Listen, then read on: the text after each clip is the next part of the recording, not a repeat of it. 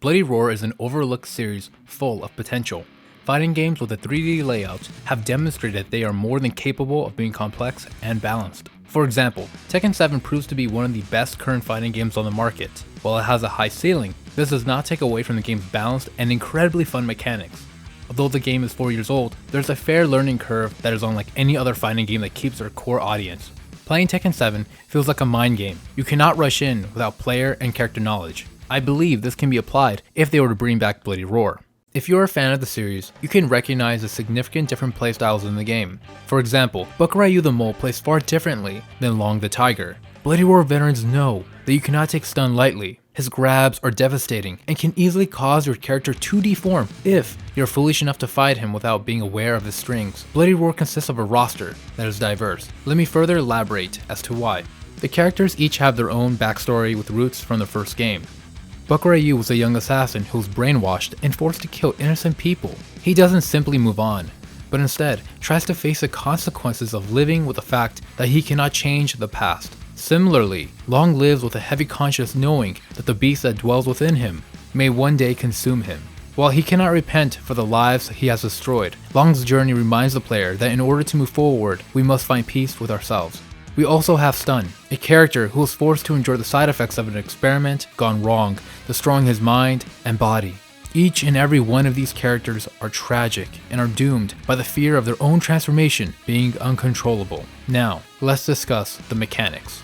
If you are familiar with the series, then you know that the characters are capable of transforming into a beast, an insect, or some experiment gone wrong. By transforming, the player is given several benefits. The first is the access to their beast attacks, regenerating health, and the beast drive, a cinematic attack that costs them their transformation.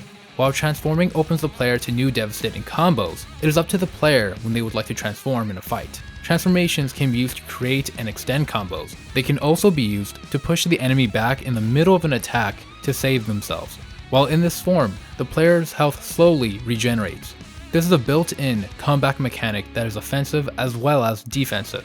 Now, if the player fails their beast dodge completely, they have access to the Hyper Beast mode. For a limited time, the player has rapid health regeneration, a significant boost to their attack speed and mobility, quick recoveries, and are able to unleash as many beast drives as possible. Sounds absolutely unfair and incredibly fun.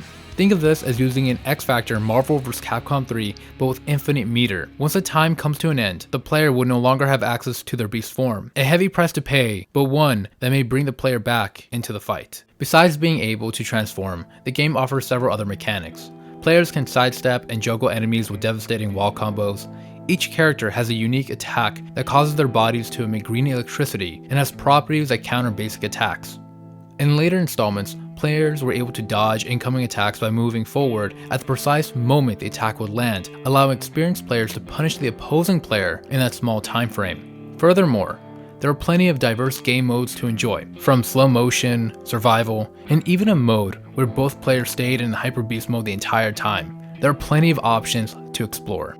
If incredible titles such as Killer Instinct and Samurai Showdown can return to the scene, Bloody Roar is a fighting game that deserves the same treatment. From the diverse characters to the unique gameplay mechanics of transforming into a beast, there is no fighting game like this. It would be a breath of fresh air in the fighting game scene and remind the faithful Bloody Roar community that they have not been forgotten. Before I go, I would like to say thank you to my audience for their support. I would also like to personally say thank you to my dear friend Ultralord for making this video possible. Let me know what you love about Bloody Roar. This is Wiz, and I hope you guys have a good one.